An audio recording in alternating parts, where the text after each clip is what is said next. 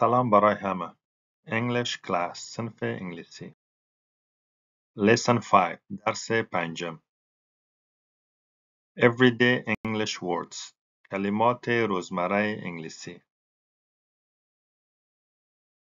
List of fruits. لست میوه‌جات. List of fruits. Apple. سیب. Apple. Banana. کیله. Banana. Orange. نارنج. Orange. Mandarin. کینو. Mandarin. Grapes. انگور. Grapes. Pomegranate. انار. Pomegranate. Mango. Mango. Watermelon. تربوز. Watermelon. Melon. خربوزه. Melon. Peach. شفتالو. Peach.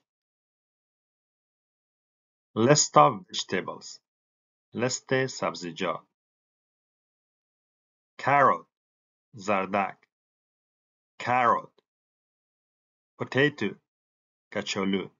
Potato. Tomato. رومی. Tomato. Onion. پیاز. Onion. Lettuce. کاهو. Lettuce.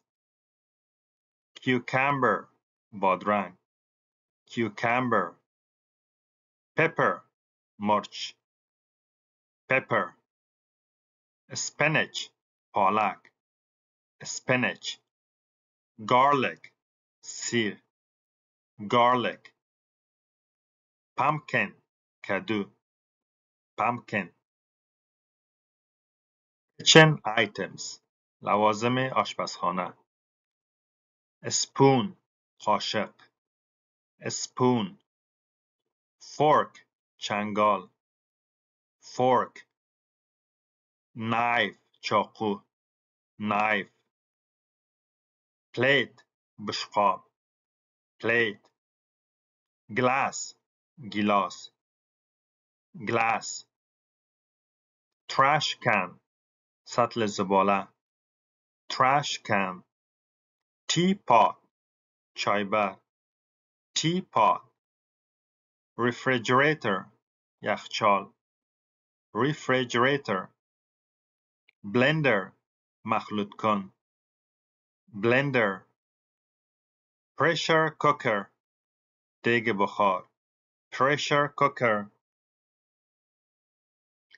List of professions. لست شغلها. Teacher. معلم. Teacher. Translator. مترجم. Translator. مترجم. Lawyer. وکیل. Lawyer. Police officer. افسر پلیس. Police officer. Farmer. دهقان. Farmer. Barber. سلمان. Barber. Physician. دکتر.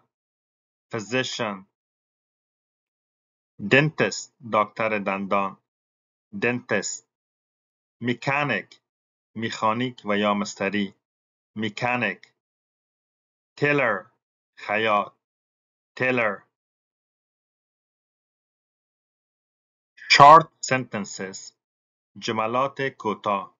Short sentences. I ate an apple. من یک سیب خوردم.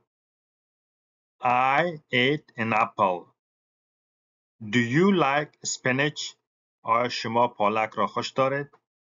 Do you like spinach? He is a physician. او یک دکتر است. He is a physician. I cook potatoes. من کچالو را میپزم. I cook potatoes. My father is a driver. پدر من دریور می باشد. My father is a driver. He is a police officer. او یک افسر پلیس می باشد. He is a police officer. Be careful when using a knife. هنگام استفاده از چاقو احتیاط کن. Be careful when using a knife. Do you like to eat garlic? آیا می خواهید که سیر را بخورید؟ Do you like to eat garlic?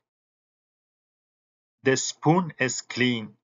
قاشق پاک است. The spoon is clean. Thank you. تشکر از همتان.